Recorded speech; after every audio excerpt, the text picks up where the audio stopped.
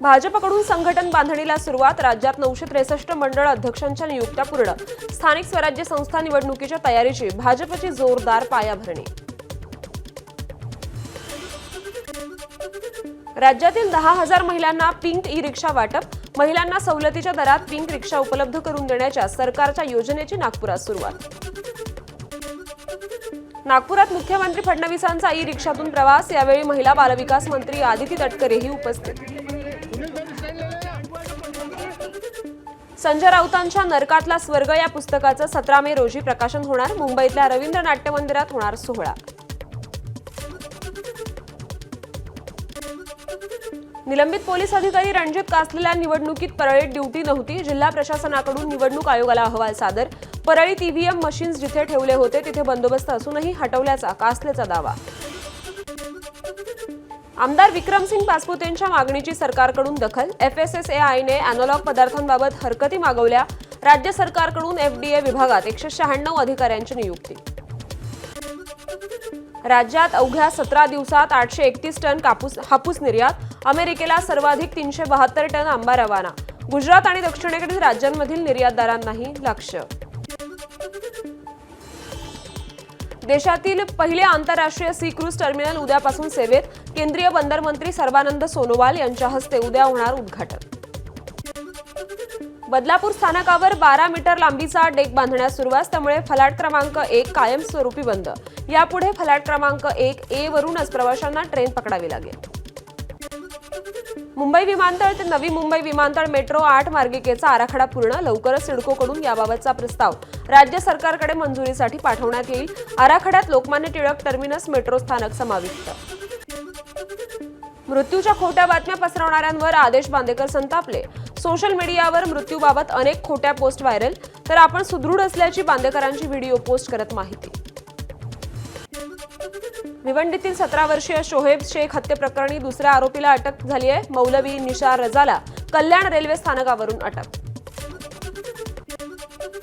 Coastal रोडवरून पडून traffic वॉर्डनचा मृत्यू। भरधाव टेम्पोचा पाठलाग करताना समुद्रात पडून मृत्यू। या प्रकरणी गावदेवी पोलिसात अपघाती मृत्यूची नोंद।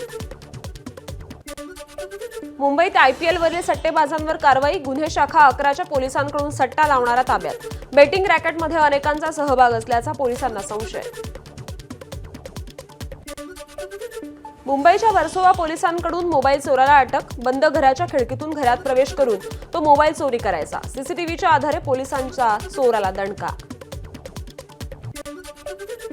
मुंबईसह राज्यभरात तापमानाचा पारा वाढला। मुंबईमध्ये तापमान 40 अंश सेल्सिअस खाली नोंदवलं जात असलं तरी दमट वातावरणामुळे सध्या उकाड्यात वाढ झाली आहे। पालघरमध्ये पशुपक्ष्यांच्या दाण्या आणि पाण्यासाठी सरसावले चिमुकले। सुतारपाडा परिसरात लहानग्यांकडून पक्ष्यांसाठी घरटी, खाद्य आणि पिण्यासाठी पाण्याची व्यवस्था। नवी मुंबईच्या नेरूळमधील DPS तलाव फ्लेमिंगोसाठी संरक्षित क्षेत्र म्हणून घोषित। पर्यावरण प्रेमींकडून विजयी रॅली काढत आनंद व्यक्त। वसई विरारमध्ये अग्निशमन सेवा सप्ताहानिमित्त भव्य वाहन रॅली। अग्निशमन दलाच्या ताफ्यातील विविध प्रकारची आधुनिक वाहनं रॅलीत सहभागी। ठाण्याच्या कळव्यात MCAचं नोंदणी केंद्र सुरू। खारलँड मैदानात निवड चाचणीसाठी जिल्हाभरातील 600 क्रिकेटपटूंची हजेरी। तनिषा भिसे प्रकरणात डॉक्टर घैसास यांच्यावर गुन्हा दाखल झाल्यानंतर आता बाकी हॉस्पिटल्स पुणे पोलिसांच्या रडारवर। सूर्य हॉस्पिटल, मणिपाल, इंदिरा IVFला नोटीस पाठवण्यात येणार। महिला आयोगाच्या अध्यक्षा रुपाली चाकणकरांची माहिती। कोल्हापूर भाजपचे माजी जिल्हाध्यक्ष बाबा देसाई यांचं निधन। वयाच्या 76व्या वर्षी घेतला अखेरचा श्वास। गेल्या काही दिवसांपासून त्यांच्यावर खासगी रुग्णालयात उपचार सुरू होते। इंदापूर शहरातील जुना कचेरी रोडवर डॉक्टर प्रदीप दडस यांच्यावर हल्ला झालाय। आरोपींकडून वार करत लाथाबुक्क्यांनी देखील मारहाण करण्यात आली। या प्रकरणी तिघांविरोधात गुन्हा दाखल झालाय। मारहाणीचं कारण अद्याप अस्पष्ट आहे। पुण्यातील आंबेगाव परिसरात रेकॉर्डवरील गुन्हेगारांकडून एकाची हत्या करण्यात आली। जागेच्या वादातून तरुणाची हत्या करण्यात आल्याची प्राथमिक माहिती। ABP माझा, उघडा डोळे बघा नीट।